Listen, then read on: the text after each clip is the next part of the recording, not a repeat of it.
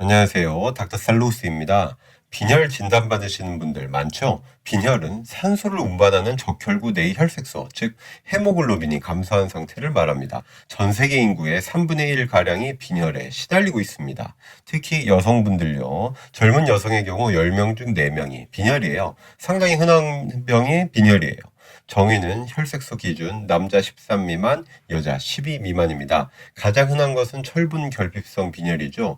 빈혈을 진단받으셨다면 무엇을 어떻게 해야 할까요? 첫째, 빈혈이 어떤 원인으로 생겼는지 살펴보아야 합니다. 둘째, 빈혈이 있으면 내 몸에 어떤 영향이 있는지 알고 계셔야죠. 셋째, 약물 치료 외에 다른 관리 방법도 알고 계시면 좋습니다. 그럼 제일 먼저 원인부터 파악해 봅시다. 첫 번째, 철분을 안 먹는 경우에요. 극단적인 채식이 대표적인 예입니다. 공급이 안 되니까 빈혈이 올 수밖에 없어요.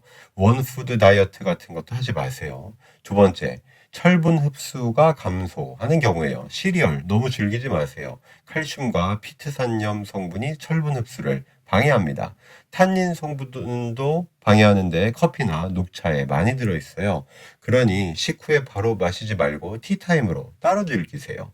소화기 질환도 철분 흡수를 방해합니다. 헬리코박터 감염, 위궤양, 십이지장 궤양이 대표적인 예예요. 진단받으시면 즉각 치료하십시오.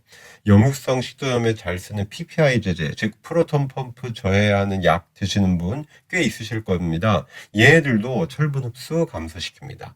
정말 속 쓰릴 때만 간혹 드세요. 자, 네 번째, 혈액이 빠져나가는 경우입니다. 여성분들 생리 과다가 첫째 예고요. 아스피린, 브루펜 종류, 항응고제, 스테로이드 같이 흔하게 복용하는 약물도 해당됩니다. 약물은 꼭 필요할 때만 드셔야겠죠? 자, 다섯 번째, 만성염증이 빈혈의 원인일 수 있어요. 암, 신부전, 만성 신장질환, 만성 감염뿐만 아니라 비만도 빈혈의 원인이 됩니다. 그러니까 빈혈 진단 후에는 내가 이런 습관이나 약물 복용, 병은 가지고 있지 않나? 먼저 살펴보셔야 합니다. 참고로 어떤 증상이 있을 때 빈혈을 의심해서 병원으로 가야 하는지 알고 계시면 좋겠죠? 어지러움, 두통, 혀의 통증, 창백하거나 쉽게 멍드는 피부, 하지불안 증후군, 맥박수 증가 현상을 대표적인 예로 들 수 있습니다. 어린아이의 경우는 이식증, 즉 음식이 아닌 것을 먹는 행위를 보일 때입니다. 또한 아이들에서 주의력 결핍이 나타나거나 운동 능력 또는 학습 능력이 떨어지면 빈혈을 의심해 보세요. 어르신들도 빈혈 잘 옵니다. 특히 괜찮으시던 분이 우울증이나 이해력 감소가 두드러지게 나타났다? 병원으로 모시고 가보세요. 자, 원인을 보셨으면 빈혈이 얼마나 무서운지 살펴볼 차례입니다. 빈혈이 있으면 향후 5가지 무서운 질환의 위험을 올릴 수 있습니다. 첫 번째, 심혈관 질환이에요. 빈혈이 있게 되면 심장 근육이 요구하는 양만큼 혈관으로 산소를 보낼 수 없기 때문입니다. 사실 혈색소 수치에도 중용이 존재해요. 최적의 수치는 남자 14에서 17, 여자 12에서 15입니다. 최적 수치보다 1 감소할수록 20%씩 심근경색 사망률이 증가합니다. 그런데 17보다 수치가 높으면 80%나 증가해요. 수치가 낮은 빈혈뿐만 아니라 너무 높은 적혈구 증가증도 주의하셔야 됩니다. 자, 증가된 혈색소는 혈액을 굳게 만들어요. 혈액 점도가 증가하면 혈관의 저항이 증가하면서 혈류량은 감소하겠죠. 바로 동맥경화가 생기는 이유입니다. 그래서 남자는 15, 여자는 13이 가장 좋은 수치라고 기억하시면 됩니다. 자, 심혈관 질환 위험 요소 하면 당뇨, 고혈압, 비만, 담배 이 4가지를 들 수 있어요. 최근 5번째 요소가 추가되었습니다.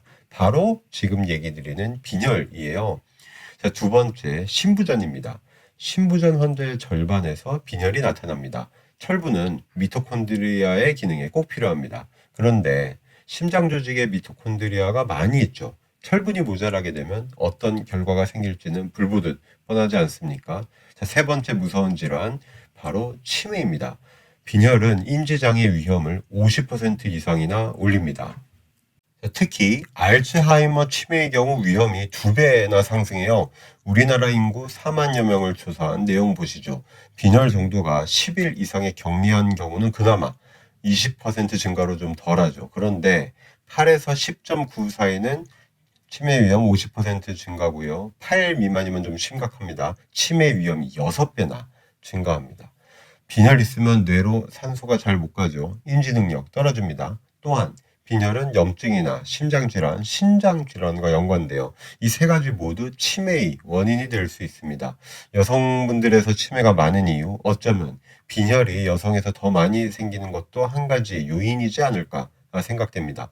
자, 네 번째, 여성분이시면 주목해 주세요. 엄마가 빈혈이면 자녀들에게서 암이 생길 확률이 높아집니다. 특히나 철분 영양소가 부족해서 생긴 경우에 그 위험이 더 올라갑니다. 미래의 엄마분들 꼭 음식을 골고루 드십시오. 마지막 5번째, 빈혈이 지속되면 골절 위험도 따지셔야 합니다. 나이가 들어서도 빈혈이 없어지지 않으면 최고 70%까지 뼈가 잘 부러집니다. 골절, 생명하고도 연관될 수 있어요. 빈혈이 심할수록 골절 위험도 더욱 증가하니 주의하십시오. 그 원인은 만성염증, 신장 기능 감소, 철분 결핍, 그리고 만성 저산소증을 들 수 있습니다. 모두 뼈가 제대로 만들어지지 못하게 하는 요인들이죠. 자, 그럼 세 번째, 빈혈이 있을 때 물론 보충제 드셔야 될 수도 있지만 어떤 음식을 먹어야 할까요? 사실 음식 섭취를 통해 흡수되는 철분은 10% 정도밖에 지나지 않습니다. 그럼에도 불구하고 철분이 풍부한 음식과 비타민 B12 및 비타민 C를 제공해주는 음식 잘 드셔야 해요. 렌틸콩, 시금치, 피스타치오와 같은 식품에서 철분을 얻을 수 있습니다. 소고기, 계란 노른자에서도 철분을 얻을 수 있죠. 아까 극단적인 채식주의는 빈혈을 유발한다고 말씀드렸죠. 일주일에 소고기 2인분에서 3인분, 매일 계란 1개는 챙기세요. 귀리 같은 통곡물, 짙은 녹색잎 채소는 비타민 B의 좋은 공급원입니다. 케일, 브로콜리, 시금치가 좋은 예가 되겠네요. 아울러 철분 흡수를 촉진해주는 식품을 기억해서 같이 드셔보세요. 이러한 단짝들은 생선, 닭고기, 돼지고기, 그리고 비타민 C가 풍부한 식품들인 감귤류, 베리 종류 및 고추, 토마토를 들 수 있습니다. 참고로 술은 혈색소를 만드는 데 필요한 엽산, 비타민 B12의 흡수를 방해합니다. 금주에 가깝게 술은 멀리하세요. 자, 지금 보시는 내용의 큰 줄기가 무엇이죠? 예, 바로 중용입니다. 빈혈이라는 모자라는 것을 위주로 파헤쳐 봤는데요. 아까 심근경색이 혈색소 17보다 높으면 80%나 증가한다고 했죠. 혈색소 수치가 남성 17, 여성 16 초과일 때 원인 파악이 필요합니다. 먼저 담배를 피우시면 꼭 끊으세요. 비만이시면 체중을 줄여나가십시오. 수면 무호흡증, 심부전, 만성 폐쇄성 폐질환을 가지고 있지 않으신지 확인하십시오. 뇌종양이나 신장암도 혈색소를 올릴 수 있습니다. 참, 물을 너무 안 드시는 건 아닌지도 꼭 살펴보십시오. 탈수도 혈색소 증가의 원인일 수 있으니까요. 마지막으로 근육을 더 돋보이게 하기 위해 남성 호르몬 테스토스테론을 맞는 경우입니다. 이러한 경우들, 특히 심장과 혈관을 상하게 한다는 사실 명심하십시오. 예, 빈혈이 아니라 혈색소 증가증을 통해서요. 자, 증상이 있어서든 검진에서든 빈혈을 진단받으셨다 가볍게 넘어가시면 큰일 날 수 있습니다. 심혈관, 치매, 골절에 대한 시한폭탄일 수 있으니까요.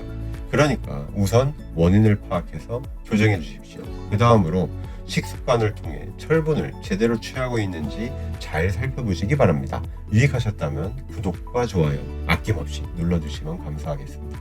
그럼 여러분의 건강과 평안을 위하여 살루